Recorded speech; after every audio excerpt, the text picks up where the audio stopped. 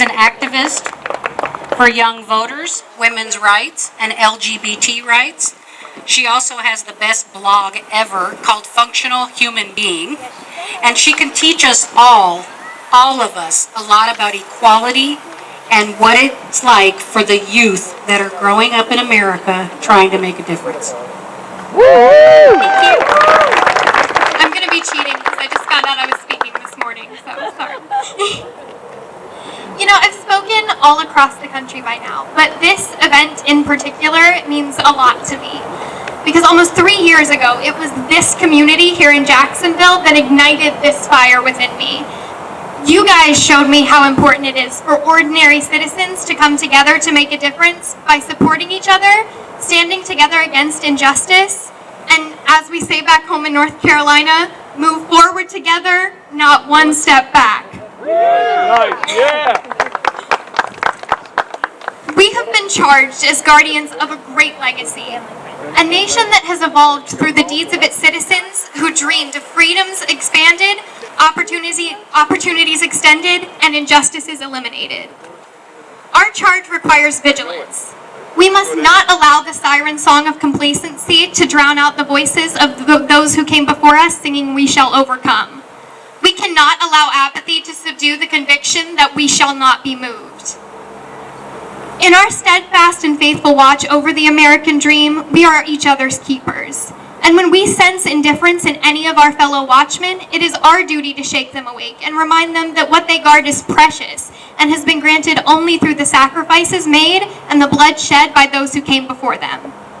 For as long as our brothers march through the streets demanding justice, as long as our children lie awake hungry, as long as veterans who fought to preserve our protection under the law are homeless, as long as our sisters continue to seek equal protection, as long as our fellow human beings fight for the right to form families with the people they love, and as long as any of our fellow citizens find that parts of the American dream are elusive or unavailable to them, we shall not sleep.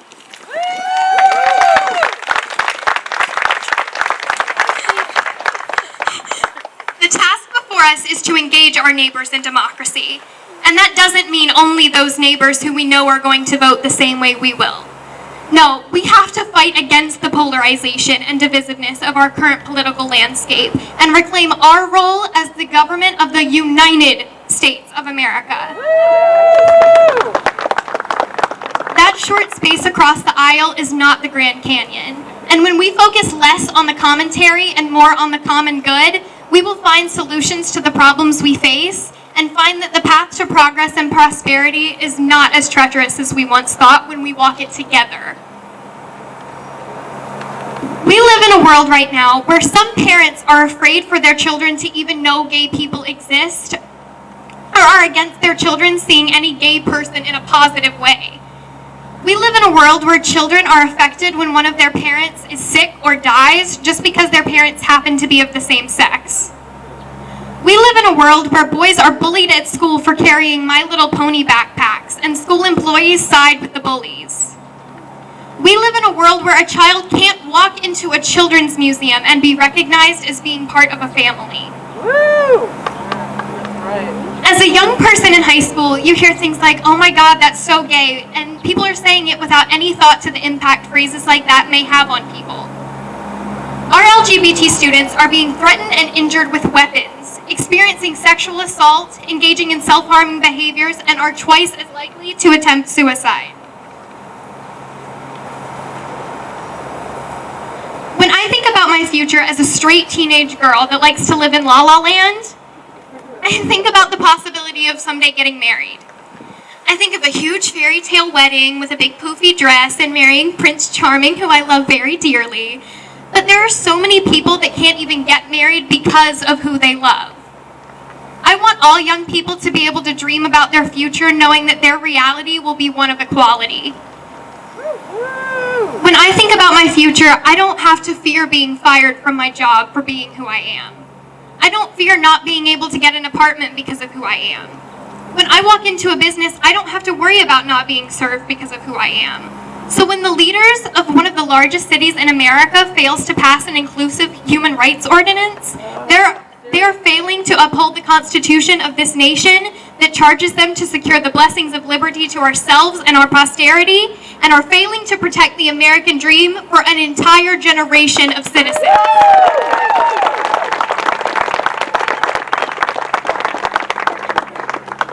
Through the evolution of this nation, throughout generations and the progression of our society, the American dream has remained constant.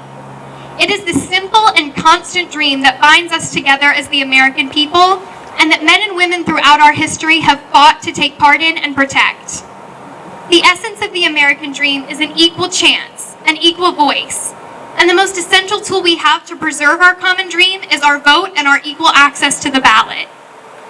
The important thing to remember is that we can stand here and go woohoo all day long, but if we're not turning out to the polls, all this woohooing isn't doing us any good. We have to vote. We have to contact our representatives. And even those of us who are too young to vote have a voice. We need to raise our voices together in a great symphony of things that matter. To those who want to impede equality, your time is running out. To those who devote their time to challenging the expansion of freedom at the expense of people you were elected or appointed to serve, shame on you.